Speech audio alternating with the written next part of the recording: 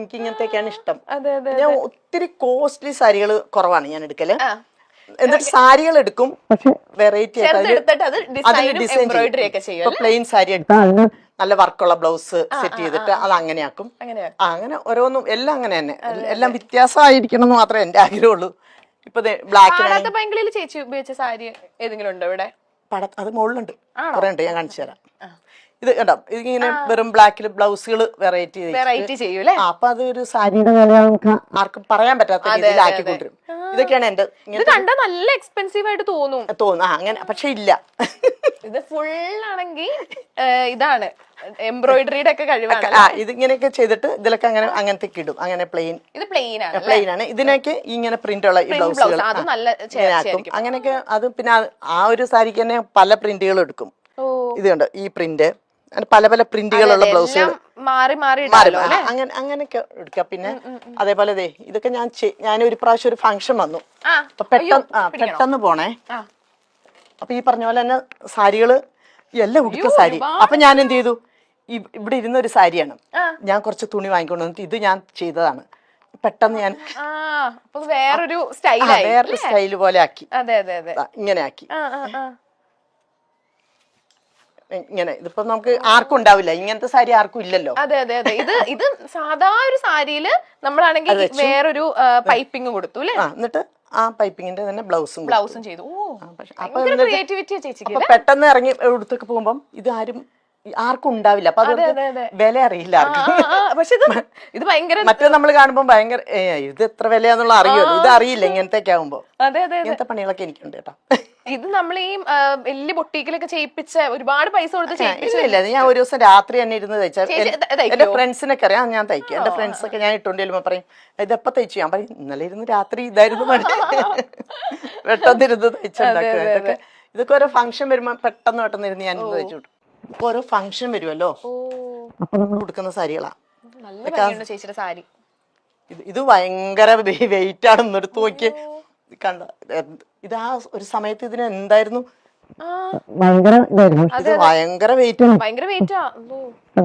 Full hand work ആണോ? Full hand work. ഇതൊക്കെ നമ്മള് എത്ര എമൗണ്ട് ആയിട്ടുണ്ടാവും? ഇതിന് ഭയങ്കര കോസ്റ്റ്ലി ആയിരുന്നു. കോസ്റ്റ്ലി ആണോ? പക്ഷെ ഇതൊക്കെ രസമായിരുന്നു ആ സമയത്ത് ഉടുക്കുമ്പോഴേ. നല്ല രസമുണ്ട്. വേണം കൊണ്ടുവെക്കോ, വേണം എടുത്തോ. ഞാൻ തമാശല്ല, സീരിയസ് ആയിട്ട് പറഞ്ഞു. എന്റെ വകയായിട്ട് കയ്യിലിരുന്നോട്ടെ. ചേച്ചി എനിക്ക് സാരി തന്നു, ഒരു ബ്ലാക്ക് ഇരുന്നോട്ടെ. ഓ താങ്ക് യു ചേച്ചി. അടിപൊളി നോക്ക്, ചേച്ചി എനിക്ക് സാരി തന്നു. അടിപൊളി. ഞാൻ എന്തായാലും ഇത് വെച്ചിട്ടൊരു വീഡിയോ ഒക്കെ എടുത്തിട്ട് ഞാൻ പറയും. എനിക്ക് ചേച്ചി ഒന്നാമത് പിന്നെ സോഷ്യൽ മീഡിയയിൽ ആക്റ്റീവ് ആയതുകൊണ്ട് എല്ലാവർക്കും ചേച്ചി നല്ലതായിട്ട് അറിയാം അല്ലേ. ഈ പാടാത്ത പെങ്കിളിയുടെ വിശേഷം പറഞ്ഞപ്പോഴാണ് അതിനകത്ത് 3 ദേവ വന്നിട്ടുണ്ടായിരുന്നല്ലോ. സൂരജേട്ടൻ വന്നിട്ടുണ്ടായിരുന്നു, പിന്നെ ലജ്ജിത്തേട്ടൻ, പിന്നെ മനുചേട്ടൻ. അതിനകത്ത് അമ്മ എന്നുള്ള നിലയ്ക്ക് ചേച്ചിക്ക് ആരോടത്തായിരിക്കും കുറച്ച് കൂടുതൽ? ഞാൻ കൊണ്ടുവന്ന എന്റെ മോനാണല്ലോ സൂരജ്.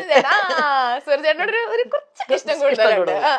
എനിക്ക് അവന്റെ ഓരോ സ്വപ്നങ്ങളൊക്കെ പറയുമ്പോ ഞാൻ എല്ലാം ഇങ്ങനെ നടക്കും മോനെ നടക്കും ഇങ്ങനെ കൊണ്ടുനടക്കുമായിരുന്നു. പാടത്തപ്പെങ്കിലും ആ സെറ്റൊക്കെ മിസ് ചേച്ചി അവിടുന്ന് പെട്ടെന്ന് പോകുന്നല്ലേ? ഇല്ല, 3 വർഷം ഫുൾ സീരിയൽ കഴിഞ്ഞപ്പോഴാണ് പോകുന്നത്. ആ കോവിഡിന്റെ സമയത്തൊക്കെ മനസ്സിനൊരു സന്തോഷം ഉണ്ടായത് ആ സീരിയലാണ്. കാരണം നമ്മൾ അവിടെ ചെല്ലുന്നു തിരിച്ചു, അപ്പൊ നമ്മൾ എല്ലാരുമായിട്ടൊന്നും വേണ്ടി മറ്റേ നമ്മളെ ഏതോ ഒറ്റപ്പെട്ട പോലെ കിടക്കും. എനിക്കൊന്നും ചേച്ചി ഇപ്പൊ ഈ 25 വർഷത്തിലായാലും എല്ലാ വർഷവും എന്തെങ്കിലുമൊക്കെ പുതിയ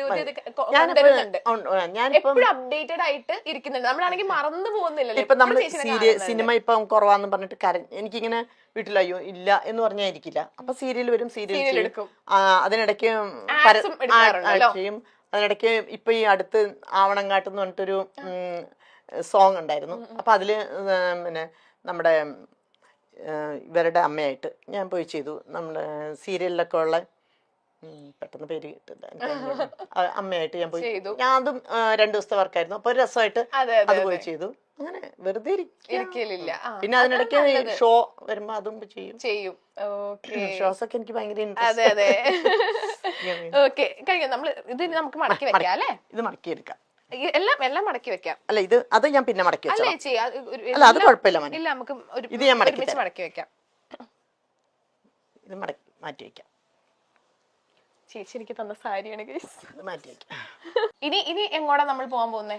ഇതാണ് ഇതാണ് ഇനി അങ്ങോട്ട് എന്താണ്? ഇത് നമ്മുടെ അടുക്കള. ഇതാണ് ചേച്ചിയുടെ ഏരിയ. ചേച്ചിക്ക് എനിക്ക് തോന്നുന്നു ഈ വീട്ടിൽ ഏറ്റവും ഇഷ്ടപ്പെട്ടത് ചേച്ചിയുടെ അടുക്കളയാണ്. പക്ഷെ എങ്ങനെ കിടക്കുന്നത് എനിക്കൊന്നും പറയാൻ വയ്യ. നല്ല എന്താ പറയാ, ഒരു ഇവിടെ കൃഷ്ണൻ കൃഷ്ണനല്ലേ? സോറി, അത് കൃഷ്ണൻ. ഇതാരാ? അത് കൃഷ്ണന്റെ സോറി, അത് രണ്ടും കൃഷ്ണന്റെ. സോറി, എനിക്കറിയത്തില്ല. ഓക്കെ, ഇവിടെ ഭയങ്കര ബ്യൂട്ടിഫുൾ ആയിട്ട് എല്ലാം ഇത് ഗസ്റ്റുകൾ വരുമ്പോ കൊടുക്കാനുള്ള ഇതായിരിക്കും അല്ലെ? കപ്പും സാധനങ്ങളും ഇവിടെ കുറച്ച് പേരല്ലേ വരുള്ളൂ. അതെ അതെ. ഇവിടെ നല്ല കളർഫുൾ ആയിട്ടുള്ള നല്ല ബ്ലൂ കളറും ഒക്കെ നല്ല അടിപൊളിയായിട്ട് അറേഞ്ച് ചെയ്ത് വെച്ചിട്ടുണ്ട്. ഓക്കെ, അവിടെ പിന്നെ ഇവിടെ ഇത് നമ്മുടെ കുഞ്ഞു കിച്ചൺ. എന്റെ ലോകം ഇത്രയൊക്കെ ഉള്ളൂ. ചേച്ചി എനിക്ക് തോന്നുന്നു ചേച്ചിക്ക് കുക്കിംഗ് ഒക്കെ ഭയങ്കര ഇഷ്ടമാണ് അല്ലേ? എല്ലാരും പറയും ചേച്ചി നന്നായിട്ട് കുക്ക് ചെയ്യും. ചേച്ചി ആണെങ്കിൽ എന്തോ ഒരു ചിക്കൻ എന്തോ ഉണ്ടാക്കി കൊടുത്ത കഥയൊക്കെ ഓർഡിനറിയുടെ സെറ്റിലല്ലേ? ചേച്ചി ചിക്കന്റെ ഒരു സംഭവം ഒക്കെ ഉണ്ടാക്കി കൊടുത്ത കാര്യമൊക്കെ ഞാൻ അറിഞ്ഞു. അതുണ്ടായിരുന്നു. ചേച്ചിക്ക് ഏറ്റവും ഇഷ്ടം എങ്ങനത്തെ ഫുഡ് ഉണ്ടാക്കാനാണ്? വെജ് ആണോ നോൺ വെജ് ആണോ? അല്ല, അങ്ങനെയില്ല, നോൺ വെജ് ആണ് ഏറ്റവും ഇഷ്ടം. ഓരോന്നൊക്കെ ആയിട്ട് ഉണ്ടാക്കി എല്ലാവർക്കും ഇഷ്ടപ്പെടുന്ന അതാണ്. ഇപ്പൊ നമ്മളൊരു അവിയലോ സാമ്പാർ അങ്ങനെ ഉണ്ടാക്കുന്നതിനെക്കാട്ടിലും ഇഷ്ടാവും ചിക്കനൊക്കെ ഒരു വെറൈറ്റി ആയിട്ട് ഉണ്ടാക്കി കൊടുത്തു. മക്കളുടെ വിശേഷം എന്താ? ഇവിടെ ഓവൻ സംഭവങ്ങളും എല്ലാം കബോർഡ്സും എല്ലാം. മറ്റേ ചാലക്കുടിയിലെ വീട്ടിലാണ് കുറച്ചും കൂടെ അത് പിന്നെ നമ്മുടെ ലോകം പോലത്തെ. അതെ. മക്കളെല്ലാരും അവിടെയാണോ? മക്കളില്ല, മൂത്ത ആളിപ്പോ ബാംഗ്ലൂരാണ്, അവിടെ ടീച്ചറാണ്, മോൻ സോഫ്റ്റ്വെയർ ആണ്. അപ്പൊ അവരവിടെ സെറ്റിൽഡ് ആണ്. രണ്ടാമത്തെ ആള് തൃശ്ശൂരുണ്ട്, അവളും ജോലിയുണ്ട്, റവന്യൂല് വർക്ക് ചെയ്യുന്നു.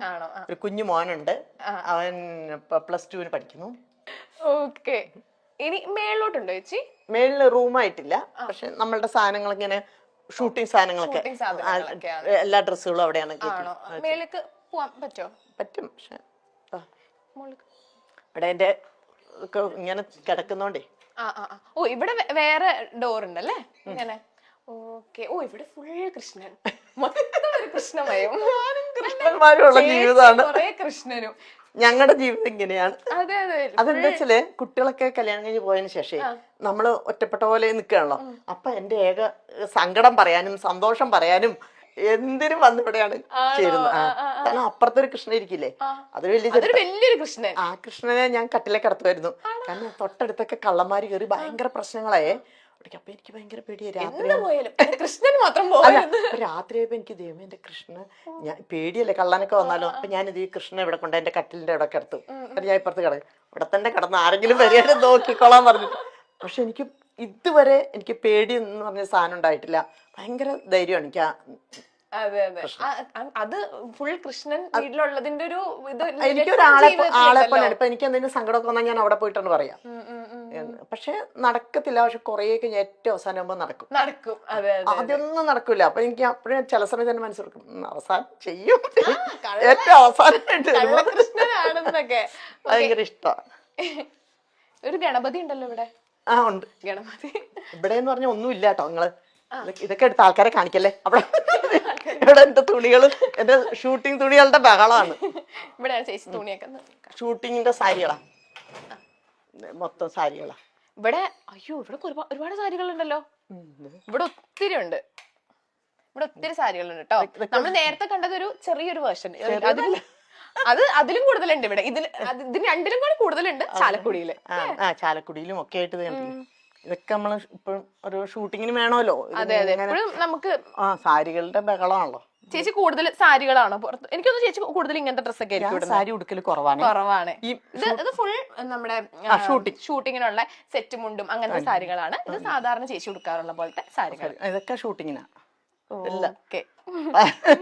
ഇനി അവിടെ എന്താ ചേച്ചി?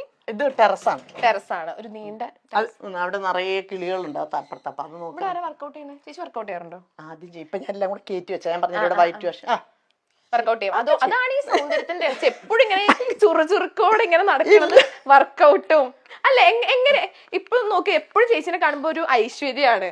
അങ്ങനെയുണ്ടോ? അല്ലേ? ഇല്ല, ഞാൻ എന്താന്നറിയോ മോനെ, എനിക്ക് തോന്നുന്നു ചേച്ചി എല്ലാ ഇന്റർവ്യൂലോ എവിടെ പോലും ചേച്ചിയുടെ അടുത്ത് ആദ്യം ചോദിക്കുന്ന ഒരു കാര്യം എങ്ങനെയാണ് എപ്പോഴും ഇങ്ങനെ. ഇല്ല, ഞാൻ എന്താന്നറിയോ, വല്ലാണ്ട് ഇങ്ങനെ ടെൻഷൻ അടിച്ച് അതിനെ കുറിച്ച് ചിന്തിച്ച് മനസ്സിതാക്കൂല. ഞാൻ തന്നെ ഓർക്കും ഇത് അങ്ങനെ ആക്കിയിട്ട് ഒരു കാര്യമില്ല. നമുക്ക് ശരിക്കും കൊണ്ടുവരണമെങ്കിൽ നമ്മൾ തന്നെ വിചാരിക്കണം. അതെ അതെ അതെ തീർച്ചയായും. അപ്പൊ പിന്നെ ഈ വെറുതെ ടെൻഷൻ അടിക്കുന്ന നേരത്തെ എന്താണ് ഇതിന്റെ ഒരു പോംവഴി എന്ന് വിചാരിച്ചപ്പോൾ ഞാൻ അതുകൊണ്ട് കുറെ ടെൻഷനുകളൊക്കെ ഞാൻ തന്നെ കളയും. അതെ, ടെൻഷൻ പകുതി നമ്മുടെ ലൈഫിൽ നിന്ന് ഒഴിഞ്ഞാൽ തന്നെ നമുക്കൊരു കുറെ ഇതുണ്ട്, അത്രേ ഉള്ളൂ അങ്ങനത്തെ. ചേച്ചി പിന്നെ പെട്ടെന്നാണെങ്കിൽ പാസ്പോർട്ട് എടുത്തിട്ട് ലൈക് 2-3 ദിവസത്തിനുള്ളിൽ പാസ്പോർട്ട് എടുത്ത് പെട്ടെന്ന് ഒരു ഷൂട്ടിന്റെ ലൊക്കേഷനിൽ പോയി എല്ലാ കഥകളും അറിഞ്ഞിട്ട് 300ഓളം സിനിമകൾ താരം ഇതിനോടകം മലയാളത്തിൽ ചെയ്തു. കൂടാതെ മെഗാ സീരിയലുകളിലടക്കം ഗംഭീര വേഷങ്ങൾ ചെയ്തു. സിനിമാ പ്രേമികൾക്ക് അംബിക മീശമാധവനിലെ പിള്ളേച്ചന്റെ ഭാര്യയും സീരിയൽ പ്രേമികൾക്ക് പാരിജാതത്തിലെ അമ്മായിയുമാണ്. ഈ കഥാപാത്രങ്ങളുടെ പേരിലാണ് ആളുകൾ അംബികയോട് സ്നേഹം പ്രകടിപ്പിക്കാൻ എത്തുന്നത്. ചിങ്ങപ്പെണ്ണിന് കണ്ണെഴുതാൻ എന്ന ആൽബത്തിൽ സുരേഷ് ഗോപിയുടെ അമ്മയായി അഭിനയിച്ചുകൊണ്ടാണ് അംബിക മോഹൻ ഈ രംഗത്തേക്ക് കടന്നു വന്നത്. മക്കളെ വിവാഹം ചെയ്തയച്ച് സ്വസ്ഥമായി കഴിയുന്ന കാലത്തായിരുന്നു അംബികയെ തേടി അവസരങ്ങൾ എത്തിയത്. KCB എഞ്ചിനീയറായി റിട്ടയർ ചെയ്ത ചന്ദ്രമോഹനാണ് അംബികയുടെ ഭർത്താവ്. 2 പെൺമക്കൾ ദിവ്യയും റോമിയും. 2 പേരും ടീച്ചർമാരാണ്. ഇപ്പോൾ അംബികയ്ക്ക് കൂട്ട് അമ്മയാണ്. ചാലക്കുടിയാണ് സ്വന്തം സ്വദേശമെങ്കിലും അമ്മയ്ക്ക് വാർദ്ധക്യ സഹജമായ അസുഖങ്ങൾ പിടിപെട്ടതോടെ ചികിത്സയ്ക്കും ഷൂട്ടിംഗ് ആവശ്യങ്ങൾക്കും എല്ലാമായി എറണാകുളത്താണ് ഇപ്പോൾ അംബികയുടെ താമസം.